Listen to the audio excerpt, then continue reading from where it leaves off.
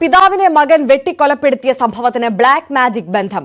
വെള്ളറ സ്വദേശി ജോസിന്റെ മരണത്തിൽ അന്വേഷണം ആവശ്യപ്പെട്ട് കുടുംബം പോലീസിനെ സമീപിച്ചു. മകൻ പ്രജിൻ ജോസിന്റെ ബ്ലാക്ക് മാജിക് ബന്ധമാണ് കൊലപാതകത്തിൽ എത്തിയതെന്നാണ് കുടുംബത്തിന് സംശയം. സ്വതന്ത്ര ജീവിതത്തിന് അനുമതി നൽകുന്നില്ലെന്ന് ആരോപിച്ച് കഴിഞ്ഞ ദിവസമാണ് പിതാവിനെ വെട്ടിക്കൊന്ന ശേഷം പ്രജിൻ പോലീസിൽ കീഴടങ്ങിയത്.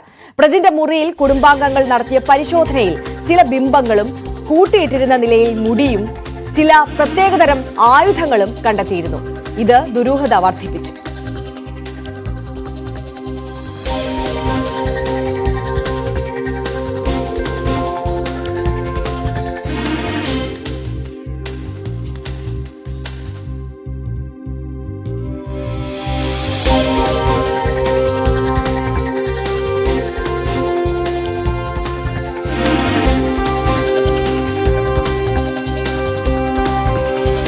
വളരെ ഭയാനകമായ രീതിയിലാണ് ആ റൂം ക്രമീകരിക്കപ്പെട്ടിട്ടുള്ളത്.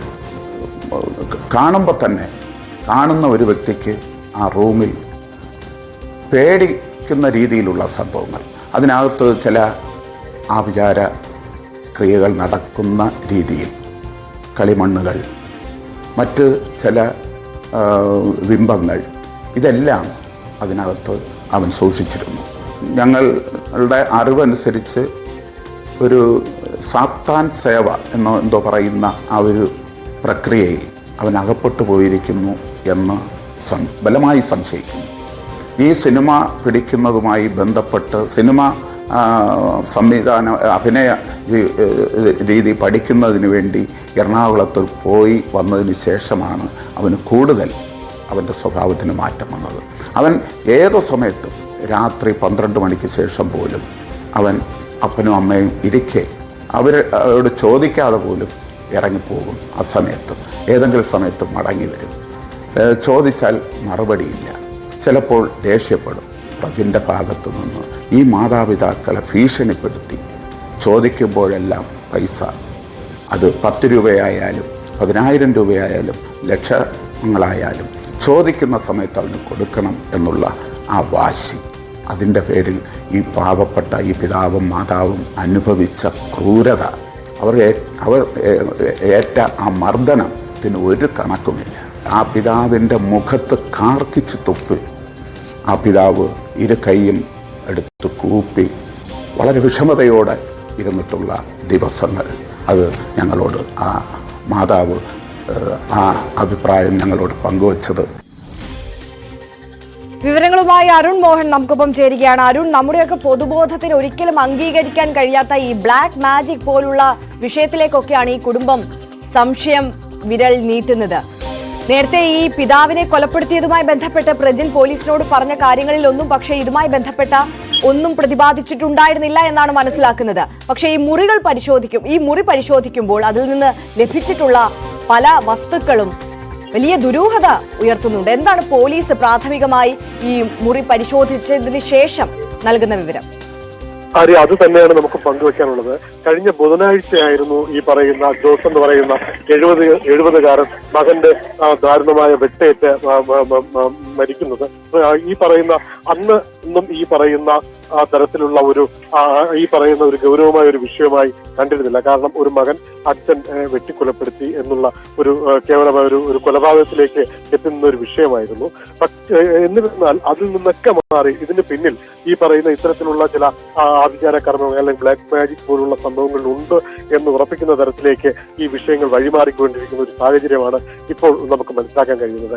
കാരണം ആദ്യം ഈ കൃത്യം നിർവഹിച്ച ശേഷം ഈ പറയുന്ന പ്രജിൻ വെള്ളവട പോലീസ് സ്റ്റേഷനിലെത്തി തന്റെ മാതാപിതാക്കൾ തനിക്ക് സ്വാതന്ത്ര്യം നൽകുന്നില്ല, ജീവിക്കാൻ അനുവദിക്കുന്നില്ല എന്ന മൊഴിയോടുകൂടിയായിരുന്നു സ്റ്റേഷനിലെത്തുന്നത്. ഇത് തന്നെയായിരുന്നു സമൂഹവും അറിയുന്നത്, പൊതുജനം അറിയുന്നത്. അതായിരിക്കാം ഒരുപക്ഷെ ഈ ഒരു യുവാവ് ഇത്തരം ഒരു ക്രൂരകൃത്യത്തിന് ചെയ്തത് ആണ് ആദ്യം മനസ്സിലാക്കിയത്. പക്ഷേ അതിനുശേഷമാണ് ഈ പറയുന്ന പ്രജിന്റെ അമ്മ അല്ലെങ്കിൽ ജോസിന്റെ ഭാര്യ ഉൾപ്പെടെ തങ്ങൾ നേരിട്ടിരുന്ന ക്രൂരമായ പീഡനങ്ങളും ദുരിതങ്ങളും ബന്ധുക്കളോട് പങ്കുവയ്ക്കുന്നത്. ബന്ധുക്കൾ ഉൾപ്പെടെ നടത്തിയ പരിശോധനയിലാണ് ഈ പറയുന്ന യുവാവിന്റെ റൂമിലേക്ക് എത്തിയതും അവിടെ കണ്ട ഈ കാഴ്ചകളൊക്കെ കാണുന്നത്. ഇത് പറയുന്നത് ചൈനയിൽ നിന്ന് വന്നതിന് ശേഷം ഇദ്ദേഹം MBBS പഠിക്കുന്നതിലേക്ക് ചൈനയിൽ പോയിരുന്നു. കൊറോണ കാലത്തെ തുടർന്ന് അദ്ദേഹം തിരികെ നാട്ടിലെത്തുന്നു. ആ സമയം മുതൽ ഈ പറയുന്ന പ്രജിന്റെ സ്വഭാവത്തിൽ വളരെ മാറ്റങ്ങൾ ഉണ്ടായിരുന്നു. ഈ പറയുന്ന ഈ കെട്ടിടത്തിന്റെ മേളിൽ രണ്ടാമത്തെ നിലയിലേക്ക് വാർത്തുറപ്പിച്ച പ്രജിൻ ഈ പറയുന്ന മാതാപിതാക്കളെ അങ്ങോട്ട് കടത്തിവിട്ടിരുന്നില്ല, സഹോദരിയെ അങ്ങോട്ട് അടുപ്പിച്ചിരുന്നില്ല. ഒറ്റയ്ക്കുള്ള ഒരു രീതിയിലേക്ക് പിന്തുടരുന്ന ഒരു കാഴ്ചയാണ് ഉണ്ടായിരുന്നത്. എന്നാൽ അതിനോടൊപ്പം അവരാവശ്യപ്പെടുന്ന തുകകളെല്ലാം, ഈ പ്രജിന് ആവശ്യപ്പെടുന്ന തുകകൾ ഈ മാതാപിതാക്കൾ അവന് നൽകിക്കൊണ്ടിരിക്കുകയും ചെയ്തിരുന്നു. എന്തെങ്കിലും ഒരു വ്യത്യാസം ഉണ്ടായാൽ മർദ്ദനം പതിവായിരുന്നു വീട്ടിൽ. അങ്ങനെയൊക്കെ ഒരു സാഹചര്യമായിരുന്നു. എന്നാൽ ഈ പറയുന്ന എറണാകുളത്ത് സിനിമ പഠിക്കണമെന്നൊരു ആവശ്യവുമായി 1.5 ലക്ഷം രൂപയുമായി ഇയാൾ പോയിരുന്നു. അവിടെ പോയതിനു ശേഷം തിരിച്ചു വന്നിട്ട് കുറച്ച് കൂടുതൽ ഇയാൾ ആൾക്കാരിൽ നിന്ന് പൂർണ്ണമായി അകലുന്ന ഒരു അവസ്ഥയായിരുന്നു. രാത്രി കാലങ്ങളിലൊക്കെ പുറത്തിറങ്ങി പോകുന്ന ഒരു രീതി ഉണ്ടായിരുന്നു നമ്മളോട് പറയുന്നു. അത് എവിടെ പോകുന്നു എന്ന് ചോദിച്ചാൽ അന്ന് അവിടെ വീട്ടിൽ അടിയാവും ബഹളമാവും. അതുകൊണ്ട് അങ്ങനെ ചോദിക്കാറില്ല. അസമയങ്ങളിൽ യാത്ര ഒക്കെ ഉണ്ടാകുന്നു. മാത്രമല്ല ഈ ആളുടെ ഈ പരിശോധിച്ചപ്പോൾ, ഈ റൂം പരിശോധിച്ചപ്പോൾ കണ്ടെത്തിയ മുടി, ധാരാളം മുടി ഇദ്ദേഹം ഈ പറയുന്ന സ്ഥലത്ത് ശേഖരിച്ചു വെച്ചിരിക്കുന്ന ഒരു കാഴ്ച ഇദ്ദേഹത്തിനുണ്ടായിരുന്നു.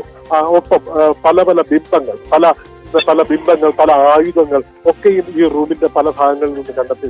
ഒരു വിദ്യാസമ്പന്നനായ MBBS പഠിക്കുന്ന ഒരു യുവാവിന്റെ റൂമെന്ന് ഒരിക്കലും തോന്നാത്ത തരത്തിൽ വളരെ അലക്ഷ്യമായ ഒരു അവസ്ഥയിലായിരുന്നു ഈ റൂം പോലും നമുക്ക് കാണാൻ കഴിഞ്ഞത് എന്നുള്ളതാണ് മറ്റൊരു വസ്തുത. കാരണം ഈ റൂമിലേക്ക് ഈ കഴിഞ്ഞ ദിവസമാണ് ഈ മാതാപിതാക്കൾ പോലും കയറുന്നത്. കാരണം അതുവരെ പറഞ്ഞിരുന്നത് മാതാപിതാക്കൾ സ്വാതന്ത്ര്യം നൽകുന്നില്ല എന്നായിരുന്നു പുറം ലോകത്ത് അറിയിച്ചിരുന്നെങ്കിൽ, അല്ലെ മൊഴിയുടെ അടിസ്ഥാനത്തിൽ പോലീസിനോട് പറഞ്ഞിരുന്നെങ്കിൽ അതിന്റെ വിപരീതമായ ഒരു വ്യവസ്ഥയാണ് ഇവിടെ കണ്ടത്. കാരണം ഇവർക്ക് ഈ റൂമിലോട്ടോ അല്ലെങ്കിൽ മുകളിലോട്ടോ പോകാൻ പറ്റാത്ത ഒരു സാഹചര്യത്തിൽ ഇവരെ പൂർണ്ണമായും അകറ്റി നിർത്തിക്കൊണ്ടുള്ള ഒരു പ്രക്രിയയിലൂടെ ജീവിക്കുകയായിരുന്നു ഈ പ്രജിൻ എന്നുള്ളത്. എന്തായാലും വെള്ളറട പോലീസിലൊക്കെ ഈ ഒരു ആശങ്ക അറിയിച്ചിട്ടുണ്ട്. പോലീസിന്റെ നടപടികൾ വരണം. ഇയാളുടെ മൊബൈൽ ഫോൺ ഉൾപ്പെടെ പരിശോധിക്കണമെന്ന് ആവശ്യപ്പെട്ടിട്ടുണ്ട്. ശരി, അരുൺ മോഹനാണ് നെയ്യാറ്റിൻകരയിൽ നിന്ന് വിവരങ്ങൾ നൽകിയത്. എന്തായാലും പോലീസ് റൂം ഇപ്പോൾ സീൽ ചെയ്തിട്ടുണ്ട്. ഇതുമായി ബന്ധപ്പെട്ട അന്വേഷണം പുരോഗമിക്കുകയാണ്.